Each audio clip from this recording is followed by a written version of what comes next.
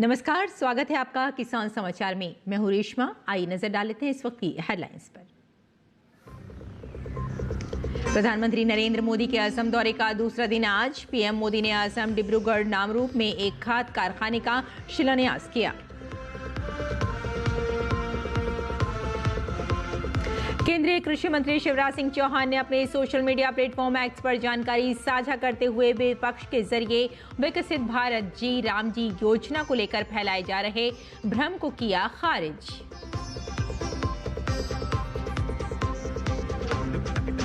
भारतीय खाद्य सुरक्षा एवं मानक प्राधिकरण ने किया स्पष्ट, देश में उपलब्ध अंडे मानव उपभोग के लिए पूरी तरह सुरक्षित। कहा, सोशल मीडिया में अंडों को कैंसर से जोड़ने वाले दावे भ्रामक और निराधार।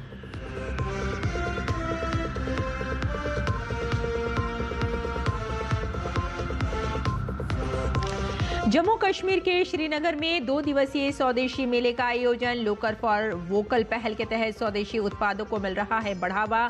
स्थानीय कारीगरों को अपने हुनर को प्रदर्शित करने का मिला मंच।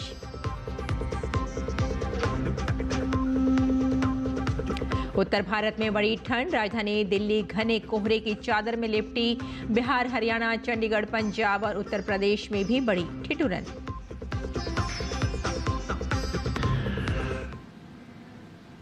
और आइए अब समाचारों पर डालते हैं विस्तार से नजर।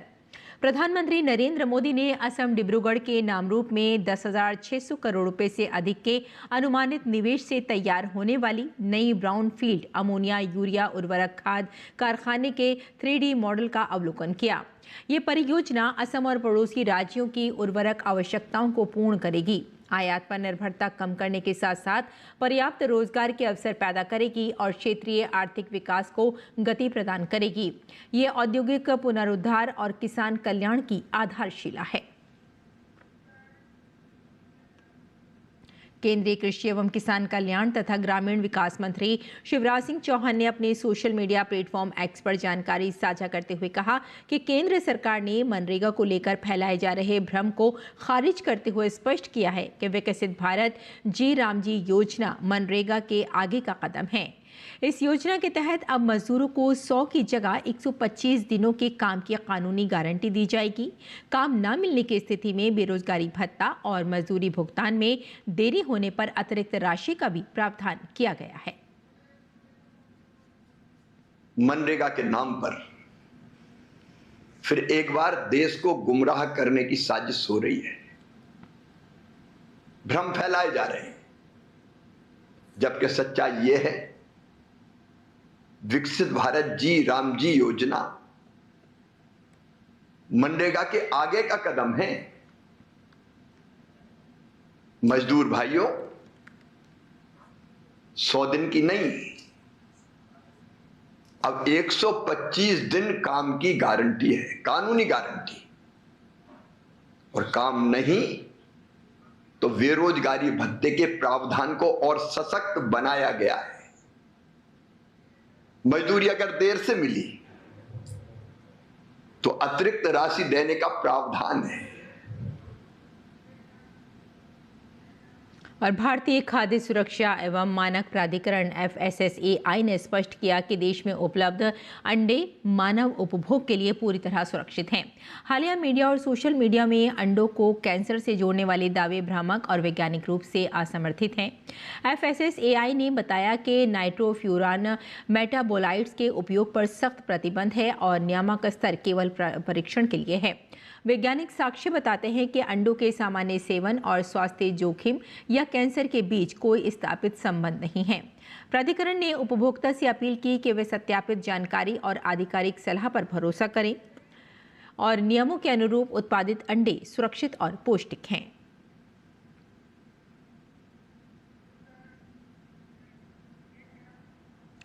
बिहार सहित देश के कई राज्यों में कुछ किसान किसी वजह से गेहूं नहीं बो पाए हैं और परेशान हैं। ऐसे किसानों को घबराने की जरूरत नहीं है। कृषि विशेषज्ञों ने कुछ ऐसी गेहूं की किस्में बताई जिन्हें दिसंबर के आखिर तक बोया जा सकता है। कृषि विशेषज्ञों के मुताबिक जो किसान अभी तक गेहूं की बुआई नहीं कर पाए हैं वो देर से बोई जाने वाली किस्मों में से एक DBW 187 की खेती कर सकते हैं। यह किस्म 120-125 दिनों में तैयार हो जाती है और 1 हेक्टेयर में 60 क्विंटल तक उपज देती है। इसके अलावा PBW 752 भी एक ऐसी किस्म है जिसे 28 दिसंबर तक बोया जा सकता है। इसमें गर्मी सहने की क्षमता ज़्यादा है, इसलिए इसे देर से भी बोया जा सकता है। PBW 373 भी गेहूं की एक किस्म है जिसे दिसंबर के आखिरी दिनों तक बोया जा सकता है। इसे बोने के 125 दिनों में तैयार किया जा सकता है। कृषि जानकारों का कहना है कि गेहूं की पहली सिंचाई बुआई के 20 से 25 दिनों के बाद की जाती है। पहली सिंचाई के साथ संतुलित मात्रा में उर्वरक देने से पौधों की बढ़वार बेहतर होगी और उत्पादन भी अच्छा होगा। उत्तर और मध्य भारत इस वक्त कड़ाके की ठंड और घने कोहरे की गिरफ्त में है। पूर्वी उत्तर प्रदेश, झारखंड और बिहार में आज भी शीतलहर जारी रहने का ऑरेंज अलर्ट जारी किया गया है। दिल्ली, उत्तराखंड, हरियाणा, चंडीगढ़, पश्चिमी उत्तर प्रदेश, उत्तर मध्य प्रदेश और बिहार में आज घना कोहरा छाए रहने की आशंका है। उत्तर प्रदेश के 21 जिलों में घने कोहरे और भीषण ठंड को लेकर रेड अलर्ट जारी किया गया है। मौसम विभाग ने कुछ इलाकों में विजिबिलिटी 0 तक पहुंचने की चेतावनी दी है। हालात को देखते हुए हापुड़ में 12 तक के सभी विद्यालयों में 23 दिसंबर तक अवकाश घोषित कर दिया गया है। ठंड और कोहरे के इस दौर में लोगों को सतर्क रहने और अनावश्यक यात्रा से बचने की सलाह दी गई है। इसके साथ ही मौसम विभाग ने पश्चिमी हिमालयी क्षेत्र में अगले 3 दिन तक हिमपात का अनुमान व्यक्त किया है। जम्मू कश्मीर और लद्दाख में आज कई स्थानों पर भारी हिमपात होने के आसार हैं। लोकल फॉर वोकल पहल के तहत स्वदेशी उत्पादों को बढ़ावा देने के लिए जम्मू कश्मीर के श्रीनगर में स्वदेशी मेले का आयोजन किया जा रहा है। ये मेला स्वदेशी उत्पादों, स्थानीय कारीगरों, पारंपरिक कौशल और सांस्कृतिक विरासत को बढ़ावा देने के उद्देश्य से किया जा रहा है।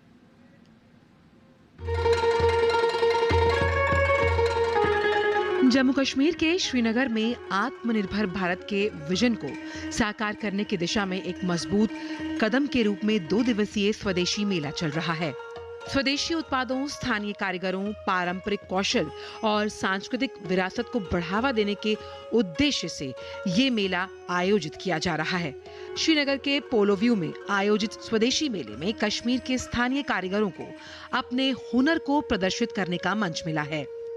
ये सेल्फ रिलायंट इंडिया एग्जीबिशन हो रहा है। ये एक गवर्नमेंट ऑथराइज्ड एग्जीबिशन हो रहा है। एग्जीबिशन एक अच्छी अपॉर्चुनिटी है उन लोगों के लिए, लोगों के सामने आना, इंटरेक्ट करना, कस्टमर्स के साथ, मार्केट के साथ इंटरेक्ट करना। ये एक बहुत अच्छी अपॉर्चुनिटी है उन लोगों के लिए जो एक ऑनलाइन आउटलेट रन करते हैं। बहुत बेनिफिट होता है हमें बहुत ही सपोर्ट मिलता है इससे, या हमें ऑर्डर्स आते हैं, लोग हमें देखते हैं, तो काफी ज्यादा फायदा हम स्मॉल बिजनेस ओनर्स को इससे पहुंचता है। फॉर फ्यूचर बहुत फायदा हो जाता है इससे। बहुत ही अच्छा है हमारे लिए, क्योंकि हम डायरेक्ट कस्टमर से इंटरेक्ट करते हैं यहाँ पे। तो ये सबसे ज्यादा अच्छा है ऑनलाइन वालों के लिए, जो ऑनलाइन पेज चलाते हैं, उनको डायरेक्ट डीलिंग मिलती है कस्टमर के साथ करने के लिए। हम गवर्नमेंट के बेहद शुक्रगुजार हैं जो ऐसे इवेंट का इनेकाद कर रही है। हम चाह रहे हैं कि जो हमारा ये क्राफ्ट है ये दिन दुगनी और रात चुगनी तरक्की करे, और हम यही चाहते हैं कि ऐसे प्रोग्रामों का इनेकाद हर रोज हो, हर दिन हो। तो ये इवेंट, ऐसे इवेंट्स होने चाहिए ताकि हमें इससे कस्टमर्स बढ़े हमारे। तो ऐसे एग्जीबिशंस होनी चाहिए तो ताकि लोगों को पता चले। स्वदेशी मेला लोकल फॉर वोकल अभियान को मजबूत करने की दिशा में एक महत्वपूर्ण पहल है जो आत्मनिर्भर भारत की कल्पना को साकार करने की दिशा में बड़ी प्रगति कर रहा है। यहाँ पारंपरिक कश्मीरी उत्पादों के साथ साथ स्थानीय उद्योगों द्वारा तैयार वस्तुएं भी प्रदर्शित की गई हैं, जिससे कारीगरों को सीधे उपभोक्ता से जुड़ने का अवसर मिल रहा है। ये हमारी संस्कृति है। इस संस्कृति की धरोहर को देश के दूसरे हिस्सों में भी लेकर जाना है। जम्मू कश्मीर की संस्कृति बहुत पुरानी संस्कृति। पूरी टीम को साधुवाद देना चाहता हूँ कि आज वोकल फॉर लोकल में आप देख रहे हैं यहाँ पर सत्तू है, हरीसा है, मुरब्बा है, कहवा है, और जो मैं उन कारीगरों को देख रहा हूँ जो यहाँ पर शाल बुन रहे हैं, मैं चाहूँगा कि आप लोगों के माध्यम से भी इस मेलों को प्रोत्साहन मिले ताकि हमारी संस्कृति जो है पूरे देश में मिले। स्वदेशी मेला प्रधानमंत्री नरेंद्र मोदी के आत्मनिर्भर भारत के विजन का एक जीता जागता उदाहरण है। ये एक मजबूत राष्ट्रीय अर्थव्यवस्था बनने के लिए स्थानीय उत्पादन, स्थानीय बाजारों और स्थानीय प्रतिभा को मजबूत करता है। और भारतीय जनता पार्टी के राष्ट्रीय प्रवक्ता एवं सांसद सुधांशु त्रिवेदी ने विकसित भारत गारंटी फॉर रोजगार एंड आजीविका मिशन ग्रामीण यानी VBG रामजी बिल को क्रांतिकारी विधेयक बताया है। सुधांशु त्रिवेदी ने साथ ही विपक्ष द्वारा किए गए विरोध को निराधार बताया। जो विकसित भारत जी राम जी का नया विधेयक आया है, इसमें मनरेगा के मुकाबले 100 दिनों की बजाय 125 दिन की रोजगार गारंटी की व्यवस्था की गई है। इसके अतिरिक्त जो धन का आवंटन है, जो कांग्रेस के रिजीम में केंद्र के द्वारा 30-35 हजार करोड़ रुपए से ज्यादा नहीं दिया जाता था, हमारे टाइम में 65,000 दिया जा रहा था कोविड के दौर को छोड़कर, अब 1,51,000 करोड़ रुपए का आवंटन है, जिसकी एक क्रांतिकारी कार्य है जो ग्रामीण क्षेत्र में जो रोजगार के अवसर हैं उनको अधिक युक्ति संगत बनाएगा और विकास के साथ बेहतर उसका कोऑर्डिनेशन या संयोजकत्व होगा। इसलिए जिस भी प्रकार का जो विरोध विपक्ष द्वारा किया जा रहा है, इसका कोई आधार नहीं है। और हिमाचल प्रदेश सेब बागवानी के क्षेत्र में पूरे देश में अग्रणी है। सेब के क्षेत्र में नवाचार के लिए पद्मश्री से सम्मानित हिमाचल के सेब बागवान हरिवंश शर्मा को जयपुर की एक यूनिवर्सिटी द्वारा PhD की मानद उपाधि से नवाजा जा रहा है। हरिवंश शर्मा एक प्रगतिशील बागवान हैं और सेब बागवानी के क्षेत्र में उनकी तैयार की गई किस्म हरिमन 99 के लिए उन्हें कई पुरस्कारों से सम्मानित किया जा चुका है। देखिए बिलासपुर से मुकेश गौतम की ये रिपोर्ट।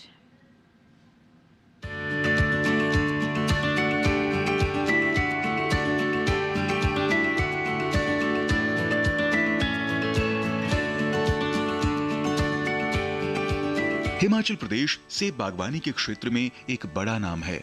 शिमला, किन्नौर, सिरमौर समेत ऊंचाई वाले अधिकतर क्षेत्रों के सेब की मिठास पूरे देश ही नहीं बल्कि विदेश में भी विख्यात है। सेब बागवानी के क्षेत्र में बेहतरीन योगदान देने वाले हिमाचल के एक ऐसे ही बागवान हैं हरिवंश शर्मा, जिन्हें हाल ही में राष्ट्रपति पुरस्कार से भी नवाजा गया है। हरिवंश शर्मा ने सेब की एक ऐसी किस्म तैयार की है जो 40 डिग्री तक के तापमान में भी सेब की उन्नत फसल तैयार कर सकती है और हरिमन 99 नाम से जानी जाने वाली इस किस्म के लिए हरिवंश शर्मा को कई पुरस्कारों से पुरस्कृत किया जा चुका है। अब जल्द ही हरिवंश शर्मा को सेब बागवानी में महत्वपूर्ण योगदान के लिए PhD की मानद उपाधि से नवाजा जा रहा है। 28 अप्रैल 2025 को मुझे पद्मश्री अवार्ड से भी महामहिम राष्ट्रपति द्वारा नवाजा जा चुका है। वर्ष 2017 में भारत का द्वितीय राष्ट्रीय किसान का खिताब तो तत्कालीन राष्ट्रपति श्री प्रणब मुखर्जी द्वारा दिया गया था। अब तक 27 राष्ट्रीय अवार्ड, 32 राज्य स्तरीय अवार्ड व तो अन्य जिला स्तरीय अवार्डों से नवाजा जा चुका है। महात्मा ज्योतिराव फूले विश्वविद्यालय जयपुर की ओर से उन्हें PhD की मानद उपाधि दी जा रही है। विश्वविद्यालय की चयन समिति द्वारा देश भर में विभिन्न क्षेत्रों में उत्कृष्ट योगदान देने वाले प्रतिष्ठित पद्मश्री सम्मानित व्यक्तित्वों को मानद डॉक्टरेट की उपाधि प्रदान करने का निर्णय लिया गया है, जिसमें पहाड़ी राज्य हिमाचल प्रदेश के बिलासपुर जिला के पनियाला से संबंधित बागवान हरिवंश शर्मा का नाम भी शामिल है। और मुझे उपाधि सेब की HRMN 99 किस्म उपजाने के लिए दी जा रही है। मैंने भारतवर्ष के 29 राज्यों में इसके लगभग 17 लाख पौधे अब तक रोपित करवा चुका हूं।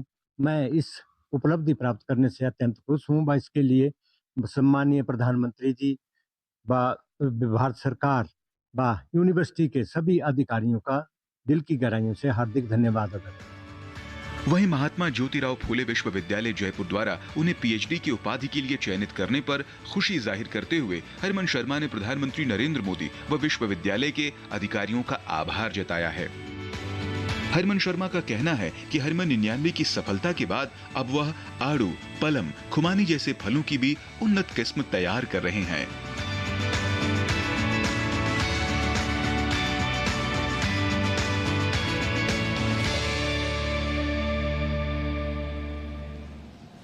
उत्तराखंड के मुख्यमंत्री पुष्कर सिंह धामी ने हरिद्वार जनपद के बुग्गावाला में MP फूड्स द्वारा विकसित मशरूम ग्राम का शुभारंभ किया। इस अवसर पर उन्होंने कहा कि ये पहल किसानों की आय बढ़ाने, ग्रामीण अर्थव्यवस्था को सशक्त करने और कृषि क्षेत्र में नवाचार को प्रोत्साहित करने की दिशा में एक महत्वपूर्ण कदम है।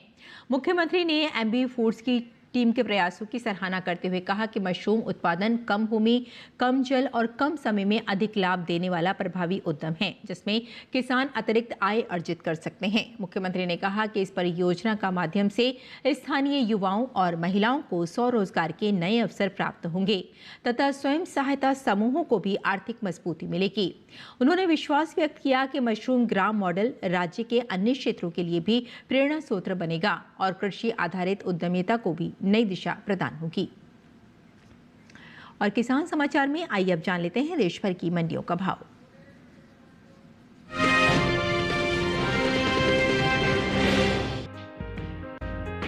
इन दिनों गुजरात की ज्यादातर मंडियों में जीरे की आवक देखने को मिल रही है। हाजिर भाव की बात करें तो एगमार्कनेट के मुताबिक राजस्थान की अजमेर मंडी में 19 दिसंबर को जीरे का भाव रहा 17,900 रुपए।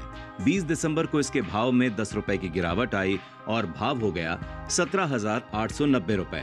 गुजरात की अमरेली मंडी में इस दौरान जीरे के सौदों में गिरावट के साथ कारोबार हुआ। यहाँ 19 दिसंबर के दिन जीरे का भाव था 17,775 रुपए। 20 दिसंबर को इसके सौदे 250 रुपए गिरकर 17,525 रुपए पर हुए। इसी तरह राज्य की ही जामनगर मंडी में 19 दिसंबर को जीरा बिका 18,975 रुपए पर। 20 दिसंबर को इसके सौदों में 710 रुपए की भारी गिरावट आई और भाव हो गया 18,225 रुपए। जबकि गुजरात की ही मोरबी मंडी में बीते दिन जीरे का भाव था 18,900 रुपए। आज यानी शनिवार को इसके सौदे 50 रुपए चढ़े और भाव जा पहुंचा 18,950 रुपए पर। बता दें कि विदेशी बाजार में भारतीय मसालों की लोकप्रियता तेजी से बढ़ती जा रही है। भारतीय मसाला बोर्ड की ओर से हाल ही में जारी किए गए ताजा आंकड़ों के मुताबिक निर्यात किए जाने वाले जीरे की मात्रा और कीमतों में खासा इजाफा हुआ है। साल 2024-25 में देश से कुल जीरे का निर्यात 2,29,881 टन का हुआ है, जबकि बीते साल की समान अवधि के दौरान ये निर्यात रहा था 1,65,269 टन। यानी इस साल जीरे के निर्यात में तकरीबन 64,612 टन की बढ़ोतरी हुई है।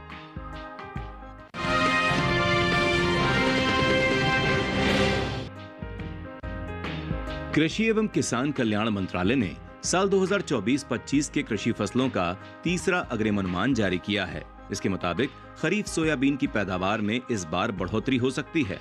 अनुमान है कि साल 2024-25 में खरीफ सोयाबीन की पैदावार 151.80 लाख टन तक पहुंच सकती है, जबकि पिछले साल यह पैदावार 130.62 लाख टन रही थी। माना जा रहा है कि इस बढ़ी हुई पैदावार का असर सोयाबीन के बाजार भाव पर भी दिखाई दे सकता है। फिलहाल मंडियों में सोयाबीन की आवक सामान्य बनी हुई है। एगमार्कनेट के मुताबिक राजस्थान की 12 मंडी में 19 दिसंबर को सोयाबीन का भाव रहा 4,500 रुपए।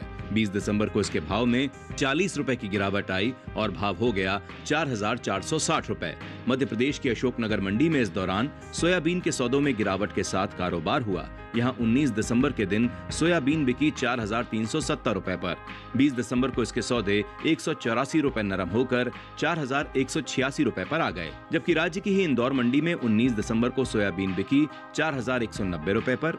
20 दिसंबर को इसके सौदों में 455 रुपए का उछाल आया और भाव जा पहुंचा 4,645 रुपए पर। नीमच मंडी की बात करें तो यहाँ 19 दिसंबर के दिन सोयाबीन का भाव था 4,200 रुपए।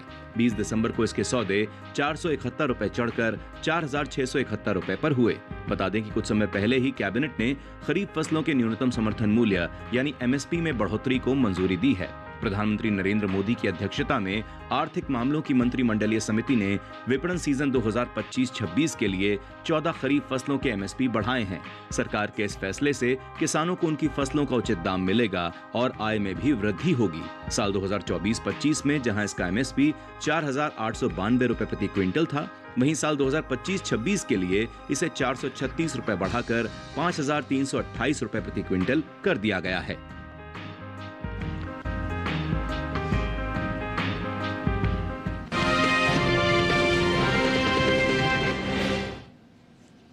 और किसान इस मौसम में कैसे रखें अपनी खेती का ख्याल, आइए जान लेते हैं।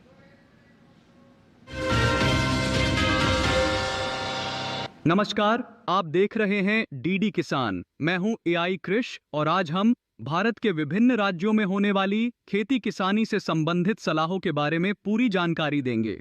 उत्तर प्रदेश में हरी मिर्च की बुवाई के लिए समय उपयुक्त है, साथ ही चने की बुवाई कर लें। किसान लहसुन की रोपाई कर सकते हैं।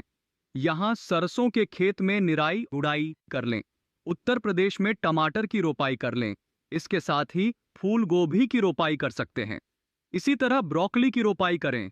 वहीं पत्ता गोभी की रोपाई कर लें। उत्तर प्रदेश के किसान प्याज की बुवाई के लिए नर्सरी तैयार करें।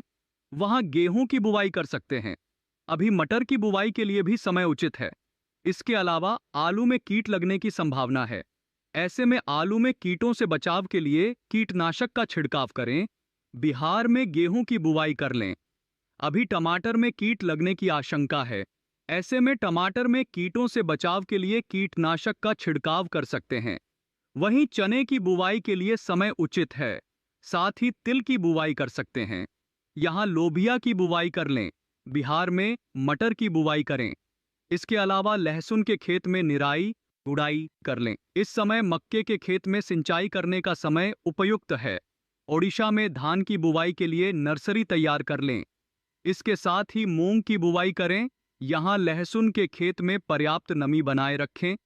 इसी तरह अदरक के खेत में भी पर्याप्त नमी बनाए रखें। इसी तरह कृषि और किसानों से जुड़ी हर महत्वपूर्ण जानकारी के लिए हमारे साथ जुड़े रहिए और देखते रहिए डीडी किसान। धन्यवाद।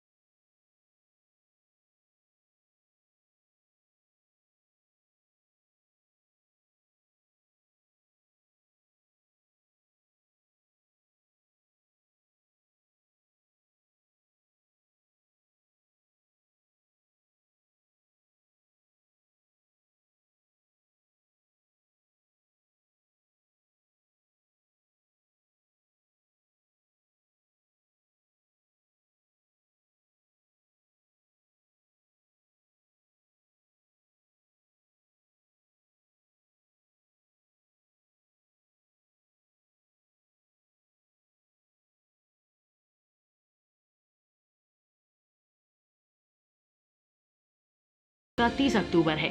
हालांकि इस अवधि में बुआई तभी संभव है जब सितंबर माह में पर्याप्त वर्षा हो चुकी हो।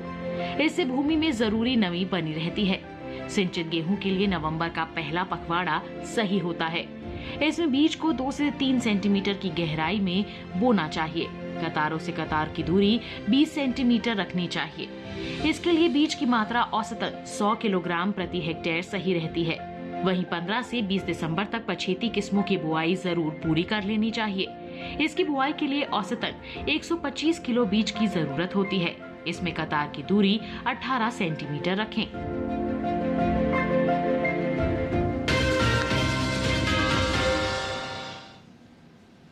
और खेती किसानी के साथ साथ आइए नजर डाल लेते हैं कुछ और महत्वपूर्ण खबरों पर। खास खबर में प्रधानमंत्री नरेंद्र मोदी असम के 2 दिवसीय दौरे पर हैं। दौरे के दूसरे दिन उन्होंने शहीद स्मारक क्षेत्र पहुंचकर असम आंदोलन के शहीदों को श्रद्धांजलि अर्पित की और उनके बलिदान को नमन किया।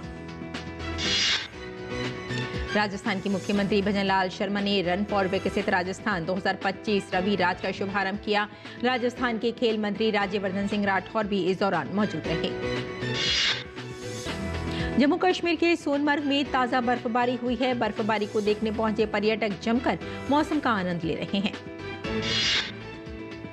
बांग्लादेश में पिछले दिनों हिंदुओं पर हुए हमले और भारत विरोधी प्रदर्शनों को लेकर देश में आक्रोश बढ़ता जा रहा है। इन घटनाओं के विरोध में दिल्ली के जेएनयू में अखिल भारतीय विद्यार्थी परिषद ने साबरमती ढाबे के पास प्रदर्शन किया।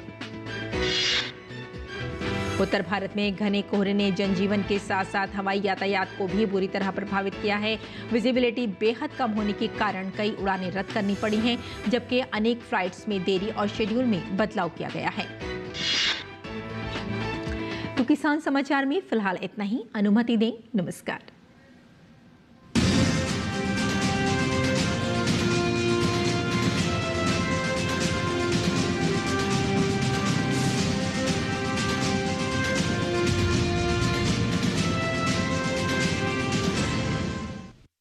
चिंतामणि, क्यों इतनी चिंता करते हो? क्या कर